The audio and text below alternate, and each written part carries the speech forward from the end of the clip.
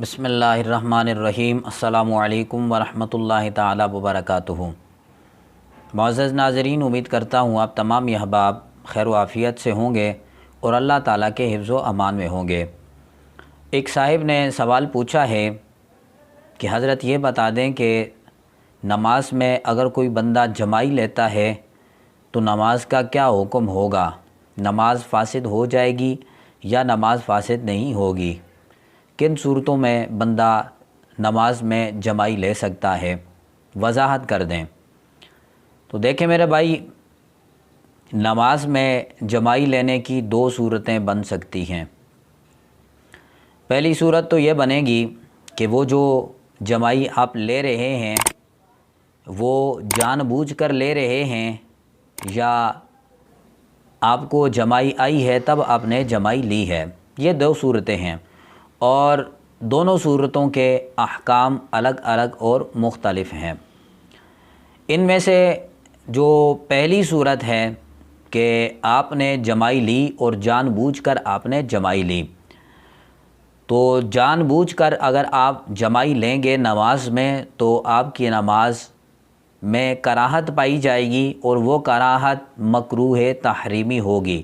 مطلب یہ ہے کہ آپ نے اگر نماز میں جان بوجھ کر جمائی لی تو اس صورت میں آپ کی نماز مکروہ تحریمی ہوگی، آپ کی نماز ختم ہو جائے گی، فاسد ہو جائے گی، آپ کو دوبارہ نماز پڑھے گی۔ لیکن یہ تو وہ صورت ہے کہ جس میں آپ نے جان بوجھ کر جمائی لی ہے۔ اس کی دوسری صورت یہ ہے کہ آپ نے جان بوجھ کر جمائی نہیں لی بلکہ آپ کو جمائی آ گئی اور آپ نے جمائی لے لی۔ اس کا کیا حکم ہے؟ تو دیکھیں، اس میں بھی دو صورتیں بن سکتی ہیں کہ اگر آپ روک سکتے ہیں جمائی کو، جتنی کوشش کر کے آپ روک سکتے ہیں تو روکیں۔ اگر آپ روک نہیں سکتے تو پھر آپ نماز میں، یہ آپ کے اختیار میں نہیں ہے، اب آپ نماز میں جمائی لے سکتے ہیں۔ اس صورت میں نماز پر کوئی بھی فرق نہیں پڑے گا، آپ کی نماز ہو جائے گی۔ یہ دو صورتیں بن گئی، ایک یہ ہے کہ آپ از خود جمائی لیں گے، دوسرا یہ ہے کہ بلا اختیار آپ جمائی لیں گے۔ تو اگر آپ از خود جان بوجھ کر جمائی لیں گے تو اس صورت میں آپ کی نماز ختم ہو جائے گی، فاسد ہو جائے گی، آپ کو نماز کا اعادہ کرنا پڑے گا، نماز آپ کو لوٹانی پڑے گی۔ اگر آپ از خود جمائی نہیں لیتے بلکہ آپ کو جمائی آ جاتی ہے تو اس میں آپ نے کوشش یہ کرنی ہے کہ آپ جمائی کو روکیں۔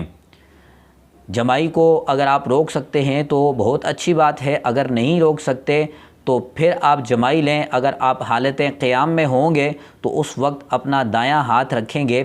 اگر آپ حالت قیام کے علاوہ ہیں، آپ قعدے میں بیٹھے ہوئے ہیں یا اس کے علاوہ کسی رکن میں ہیں تو اس وقت آپ بایاں ہاتھ استعمال کریں گے جمائی کو روکنے کی۔ بات یہ ہے کہ اس کی دلیل کیا ہے؟ تو اس کی دلیل یہ ہے کہ مراقِ الفلاح جو نور الایضاح کی شرح ہے، اس کے صفحہ نمبر 80 پہ یہ مسئلہ موجود ہے اور صاحب بہار شریعت رحمۃ اللہ تعالیٰ علیہ نے بھی اس مسئلے کو نقل فرمایا ہے، اسی حوالے سے نقل فرمایا ہے۔